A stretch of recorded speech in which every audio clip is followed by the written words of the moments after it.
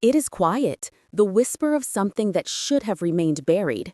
Christine Brown walks into the courthouse, carrying in her hand a slim white envelope stamped Confidential, Family Trust DNA Audit. She doesn't know it yet, but what's inside will shake the entire Brown empire to its core. She's worked so hard for so long. Robyn, the perfect wife, the steadfast mother holding all things together. But one test, one undeniable genetic fact, has the potential to destroy decades of artfully constructed deceptions. And at this point, not even Cody will be able to contain the mayhem. Christine's hands shake as she breaks the seal. Everything the Browns have ever claimed about family unity seems to crumble to ash in this one instant. Reporters jostle at the doors, cameras flash, and Robyn slides into her seat beside Cody, oblivious to the fact that this document, tucked away in Christine's purse, might accuse her of a felony. When DNA doesn't lie, but people do, the consequences can be devastating. Picture this, gray clouds hovering above the courthouse in Flagstaff, as if even the weather senses what's to come. Christine gets out of her car, and her breath forms little clouds against the chill in the morning air. She's not here to be just another sister wife. She's here to be the one exposing the secret nobody was prepared for. Her purse contains the envelope that had remained with her for 3 weeks. She had been too afraid to open it until the judge ordered it presented as evidence. Her mind drifts back to how it all started. She'd filed a motion for a DNA verification audit 2 months before. On the surface, it was routine, harmless even. She told the court she wanted simply to confirm that every Brown child was properly listed in the family trust before the estate would be divided. But behind the polite legal words, suspicion was brewing. Mary had whispered first, "Something doesn't add up, Christine. Ariella, she doesn't look like her." Christine had initially brushed it off until the hospital billing statements arrived. Different patient IDs, duplicate discharge forms, a date of birth off by 2 days. That's when she finally called her attorney. The truth is often buried in paperwork. This time, though, the paperwork hit a person, and now Christine walks through those courthouse doors, the tension palpable. The murmur of reporters rises. Every camera lens seems to track her. Robyn sits all ready, picture perfect as always, but her eyes flick toward the entrance, and for an instant, unease breaks through the composed mask. Cody leans over and whispers, "Ignore her, it's just another stunt." Yet his hands belie him, shaking ever so slightly. The bailiff calls for order. Judge Whitmore enters, stern, patient, and clearly tired of seeing the Brown name dominate his docket. Adjusting his glasses, he addresses Christine. "Mrs. Brown, you filed for a DNA trust verification involving all minors in the Brown family. If I am not mistaken, this includes Ariella Brown?" Christine nods. "Yes, Your Honor." A gasp sweeps through the gallery. Robyn's lips tremble, yet she forces a smile. "Your Honor, this is harassment," she protests. "My daughter is a child. She's not part of Christine's vendetta." The judge raises a hand, calm but firm. "Mrs. Brown, the motion was approved on consent with your signature." Robyn pales. That one word, consent, cuts through the courtroom like a knife. Weeks ago, she had signed those papers and laughed about them on camera, saying, "I'll prove once and for all that these women love drama." She never expected what the test would reveal. Christine rises, her voice stable amidst the solemnity. "Your Honor, I have the sealed results from the court-authorized lab. They've been verified and time-stamped, cross-checked by a forensic biologist." The bailiff takes the envelope, laying it delicately on the judge's bench. The room goes silent. Every flashbulb ceases as the judge opens it, scans each line, his jaw clenches. Then, finally, he looks up.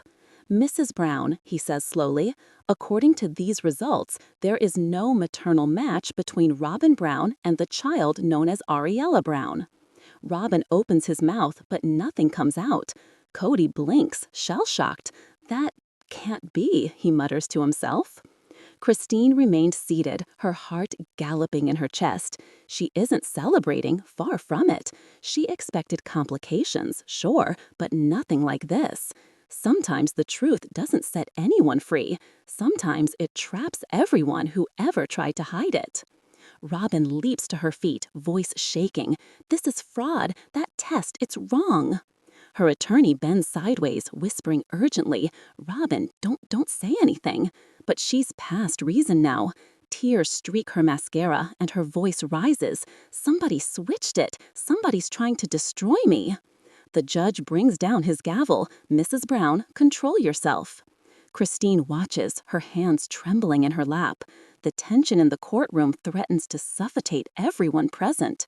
Cameras zoom in closely. Even the stenographer seems frozen mid-keystroke. Then Cody stands, his voice sharp, laced with anger. Who ordered this? Who decided to test my family without my permission? Christine meets his glare with equanimity. The trust attorney did, Cody, and you signed the documents too. Cody's face blanches. No, I didn't. Christine opens a folder and slides a copy across the table. His signature glints under the bright courtroom lights. Silence. He looks at it, wordless. Back in his chair, the judge lets out a slow breath. We'll take a brief recess. Counsel, please join me in chambers. Mrs. Brown, stay available for questioning. The gavel falls and the courtroom erupts in murmurs. Christine sits perfectly still, her heart racing. Robyn storms out through the side door, her sobs echoing down the hall. Cody follows. His voice is low, but he is furious. Mumbling almost to herself, she says, this is just the beginning. She doesn't know half of it. There was one more test that the lab processed, and this time it had Cody's name on it. The recess is over, but the tension remains. When Judge Whitmore takes his seat, the room seems to shrink, constrict, as if everyone holds the same breath. Christine sits with her attorney, pulse hammering in her ears. Robyn shakes beside Cody, her whispered prayers sounding too much like denials. Across the room, Cody stares at the judge as if somehow fury alone could rewrite the truth. But the truth doesn't care about anger, never has. The judge clears his throat. We will proceed with verification of all supporting materials. The laboratory report is valid and independently confirmed. Now, Mrs. Brown, he looks straight at Robyn. You may speak. Robyn gets up, clutching a tissue like a lifeline. Your Honor, I'm a mother. I carried that child. I remember her heartbeat. I sang to her before she was born. Her voice breaks. The gallery murmurs softly. Christine looks down, unable to meet her eyes. There's pain there, real or not. It's impossible to tell. Sometimes the biggest lies are told with tears, and the hardest truths arrive in silence. Robyn wipes her face. Someone switched those samples. I know they did. This family's been torn apart enough. Why would Christine do this? The judge gently but firmly interrupts. This court does not speculate. We deal with evidence. Christine's attorney rises. Your Honor, we expected allegations of tampering. The director of the lab is here, under subpoena. In comes a man in a gray suit, a quiet, meticulous presence with a case made of metal. All heads turn. I am Dr. Elias Harper, Chief Geneticist, Northern Arizona DNA Forensics, he introduces himself. He opens the case to reveal folders and a flash drive inside. These results were logged through the Arizona Family Trust Audit Program with chain of custody verified. Every swab, every vial, recorded on video. The judge nods. Show the footage. The lights in the courtroom dim and a screen flickers to life. Grainy footage fills the room, an evidence room, bright lights, gloved hands carefully handling labeled kits. Each bag has a barcode. Then it hits. Robyn's signature appears on the chain of custody form. She gasps. That's your handwriting, says the judge. Yes, she whispers, hardly audible. The video continues. Christine's attorney watches intently as the technician opens carefully a swab labeled Ariella Brown, maternal.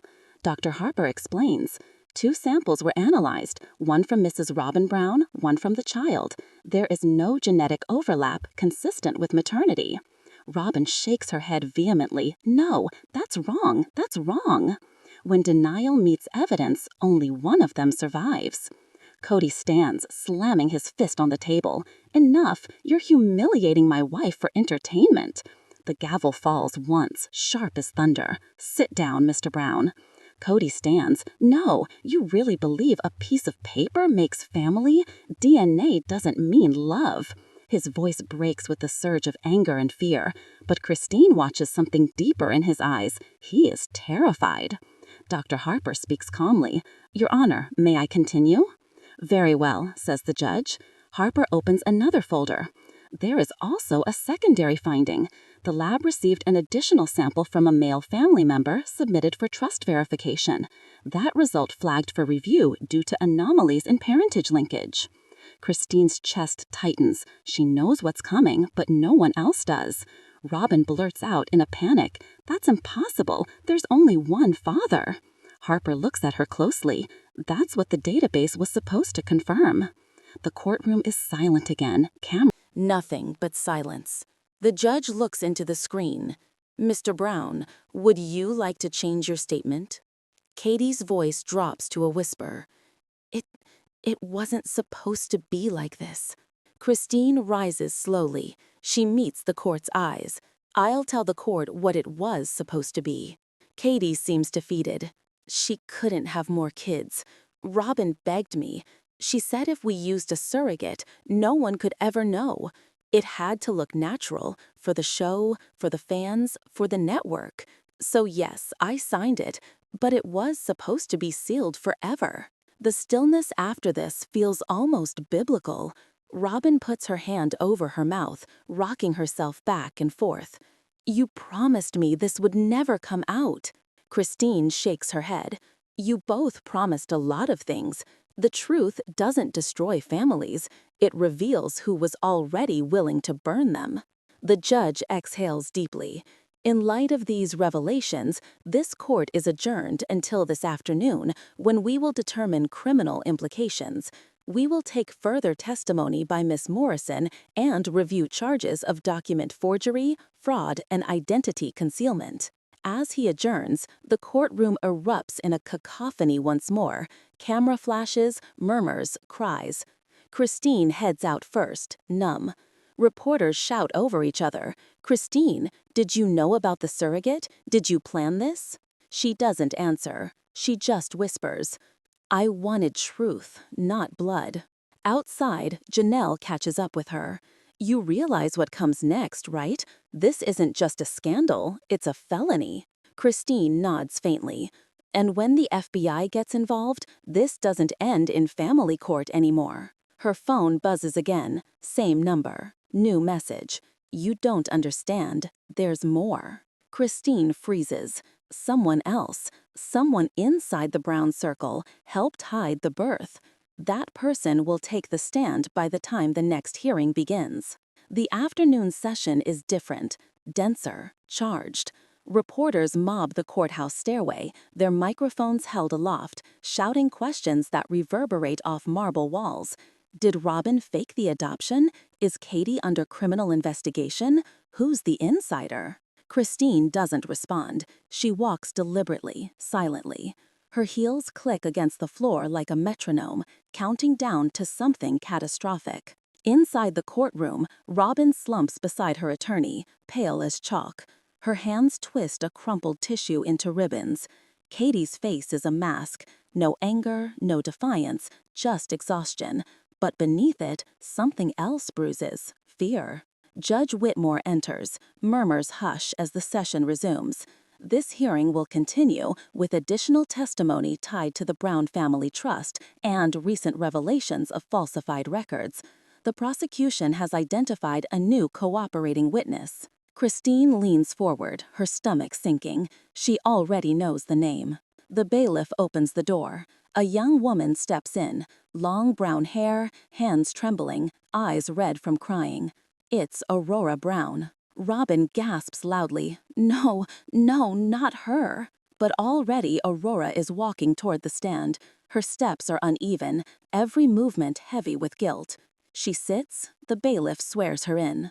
Katie murmurs with a frown, Don't do this, Aurora. You don't know what you're doing. Aurora looks at him and then at her mother and at the judge. Her voice is trembling. I know exactly what I'm doing. When the children start telling the truth, the lies of parents collapse faster than walls of glass. The courtroom stills. Even the scratching of pens fades. Judge Whitmore nods. Miss Brown, you are aware that anything you say here can be used in possible criminal proceedings. Yes, Your Honor, she says softly. But I can't keep quiet any longer. Robyn shakes her head, whispering, Please don't, sweetheart, please. But Aurora doesn't stop. She looks down at her shaking hands, takes a deep breath, and starts. Mom said after Ariella came never to talk about the hospital. It was a special arrangement, she said. Some people wouldn't understand. I was 15. I didn't argue. But, Your Honor, I was there. I saw the nurse bring in a baby that didn't look like Mom. I heard them talking about paperwork that didn't match, and I saw Dad sign something after hours in the office next to the nursery. The courtroom erupts in gasps. Christine closes her eyes. Janelle reaches under the table and clutches her arm. Robyn covers her face with her hands, silent sobs racking her body. Aurora continues. Later, Mom had me help shred some old papers from her desk. She said they were duplicates, but one had a hospital logo, the same one Dr. Harper showed yesterday. I didn't want to believe it, but when I saw the name Laura Morrison on one of those pages, I knew something was wrong. The judge leaned forward. Miss Brown, do you still have that document? Aurora nods. I saved a copy on my phone before shredding it. I emailed it to myself. She pulls out her phone, shaking, and hands it to the bailiff. The screen lights up, a scanned form titled Consent for Surrogacy Transfer. The signature line shows Katie W. Brown and a smudged signature beneath labeled L. Morrison, dated 2 days before Ariella's official birth certificate. The courtroom erupts. Whispers, gasps, flashes of cameras. Robyn leaps to her feet, voice breaking. Aurora, how could you betray your own mother like this? Aurora bursts into tears. I just can't live with this anymore. Mom, you said love was supposed to make us honest, but all it's done is make us hide. When it's built on secrets, even the purest love rots. Robyn sinks back in her chair, her face buried in her hands. Katie's jaw clenches, rage seeping in once more. Christine examines him closely. There's something underlying his gaze. He is not in shock.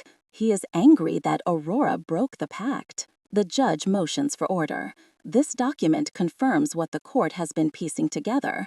It appears Ariella Brown's birth was facilitated through an unregistered surrogacy involving falsified medical and parental records.